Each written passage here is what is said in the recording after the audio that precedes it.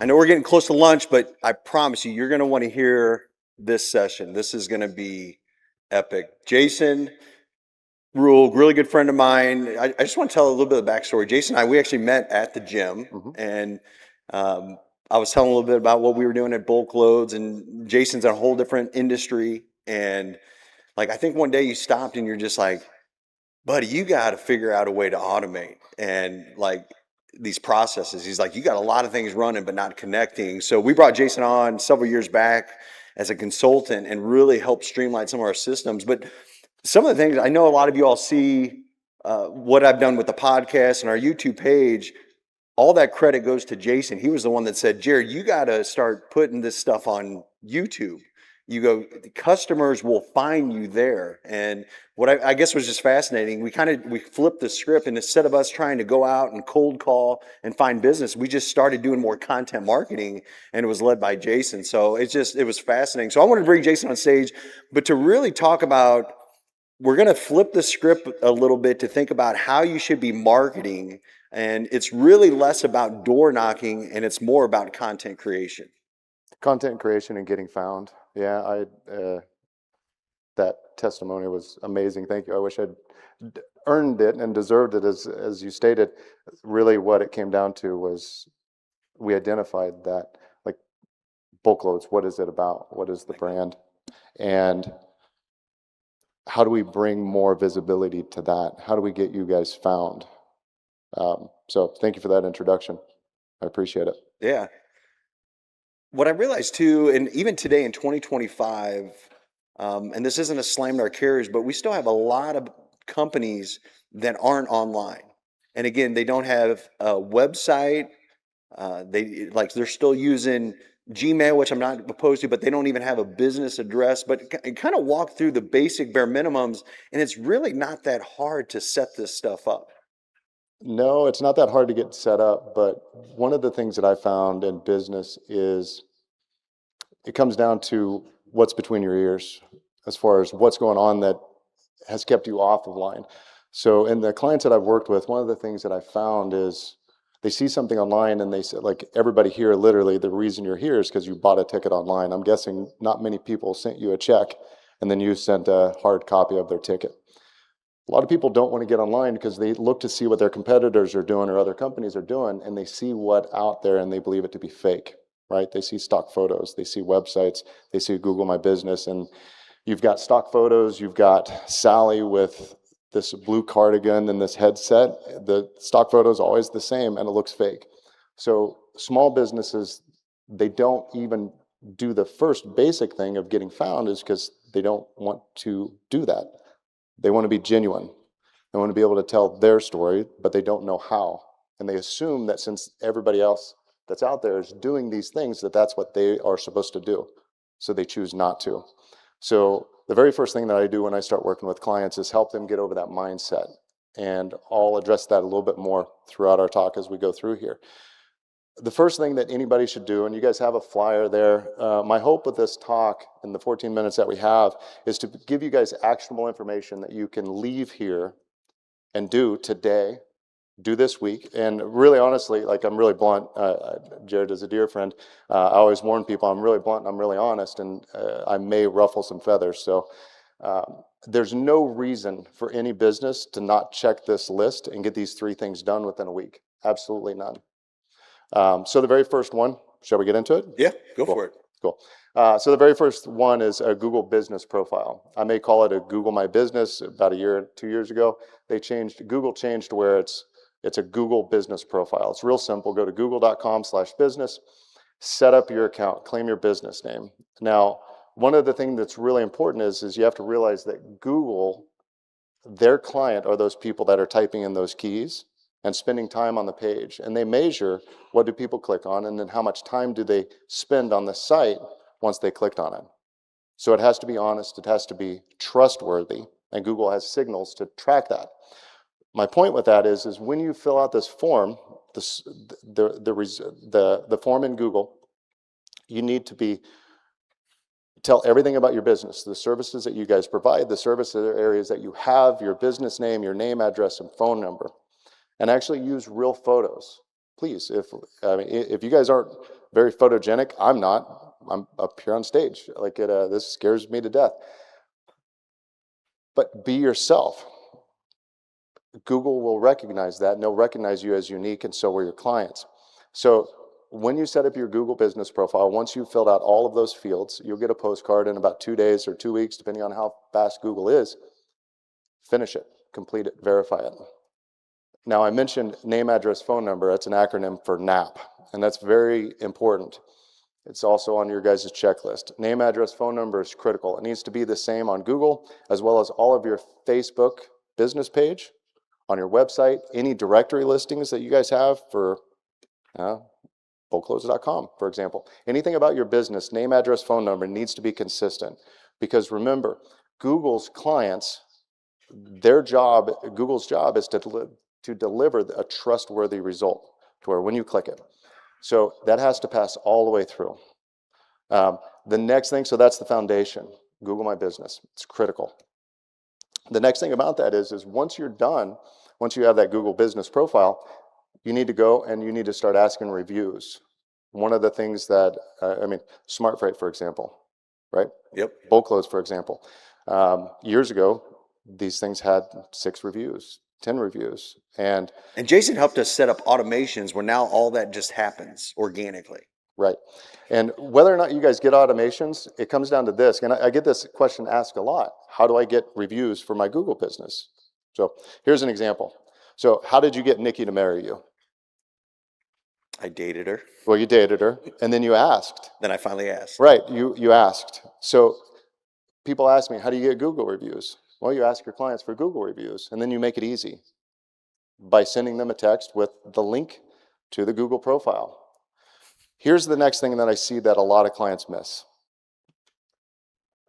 Going back to the authenticity of the genuineness of who the business is and what they represent. When you get a review, and please, you guys go look at your competitors' profiles. How many of those reviews have been responded to? You'll find that very few, right? Or those that are, those people are going to say, thanks for the review. So I have a question for you, Jared. If you would have asked Nikki to marry you, and she said yes, because clearly you guys have 3 beautiful kids. If you had asked Nikki to marry you and you didn't respond when she said yes, what would have happened? It would have felt weird. She would have got mixed signals. Right, exactly. Now, what if you said, thanks so much for accepting my proposal? Right? That would have sounded really weird. But that's what we do online, or that's what people who don't get online think that they're supposed to do. So they stop and they just don't do anything. So how do you get found online? Google My Business. Set that up all the way through. Do things that are unique to you.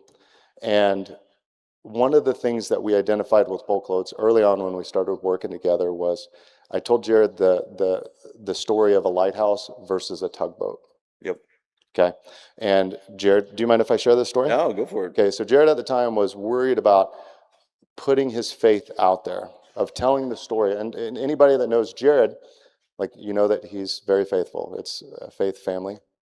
He's an amazing advocate for both of those things.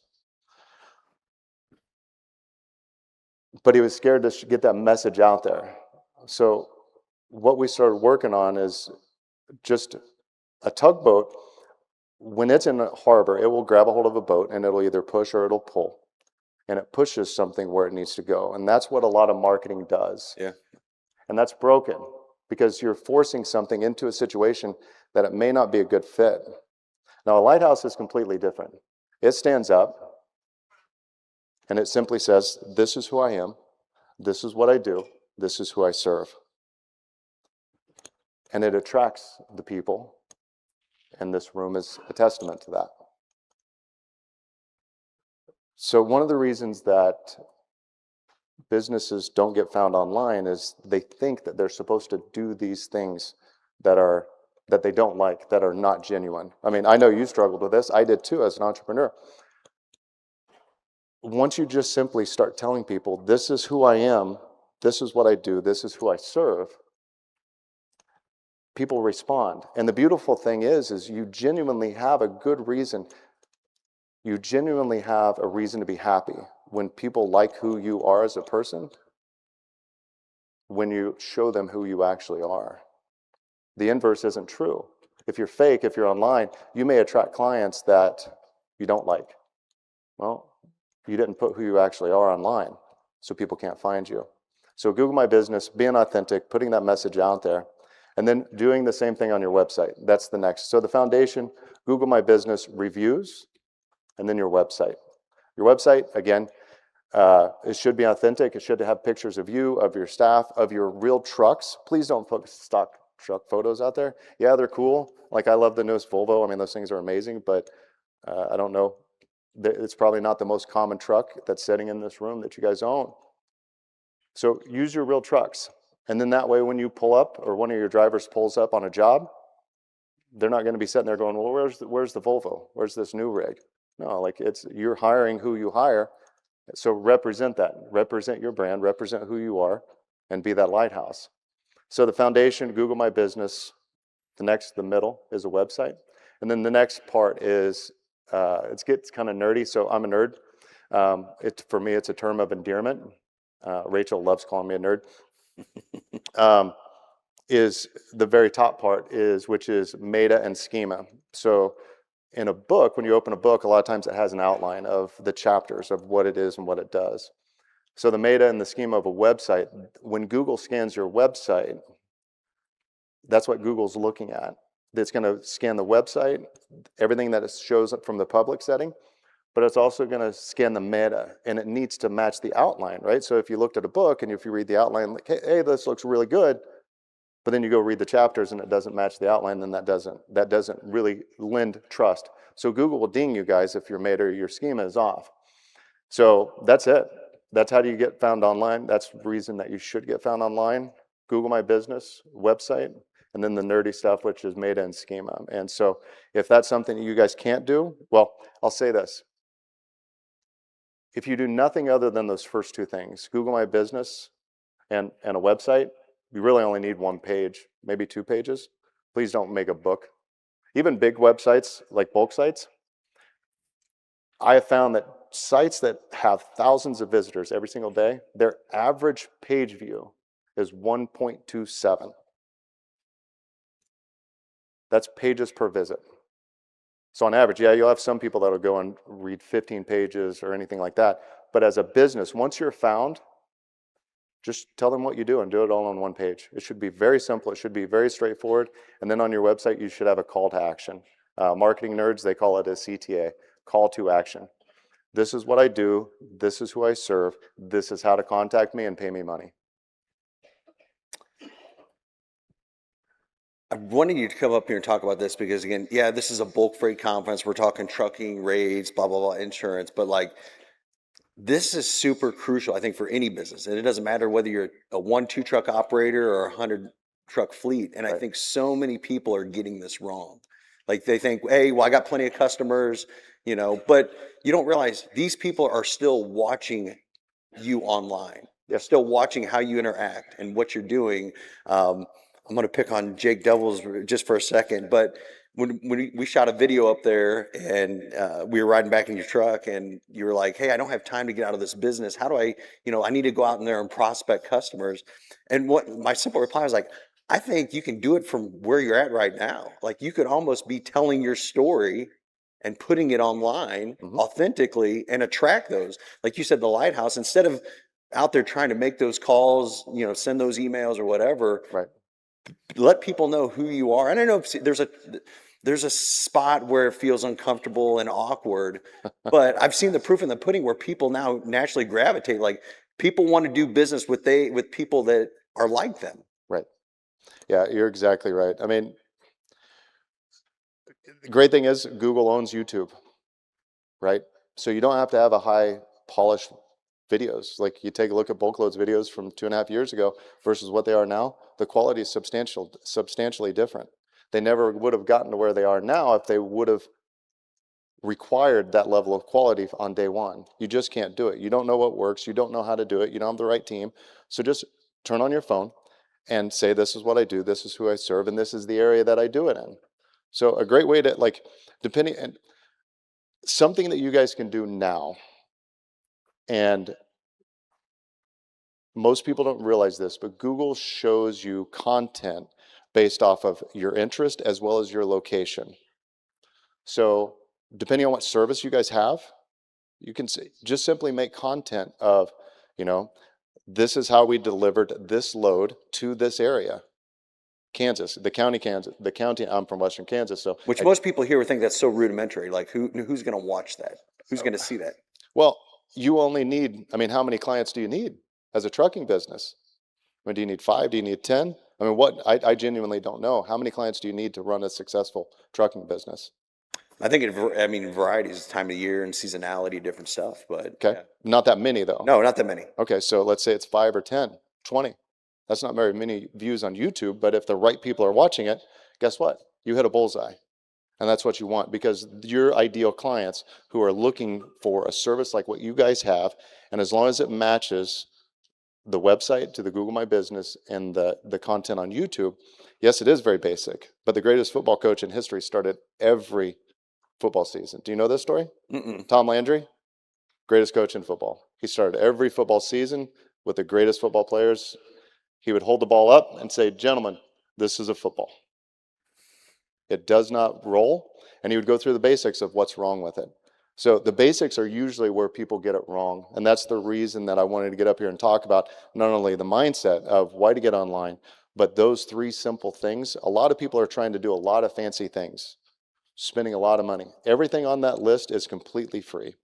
And as I said, there's no justification for not getting that done within the next 7 days. Most of you can get it done within the next few hours over lunch. Yeah.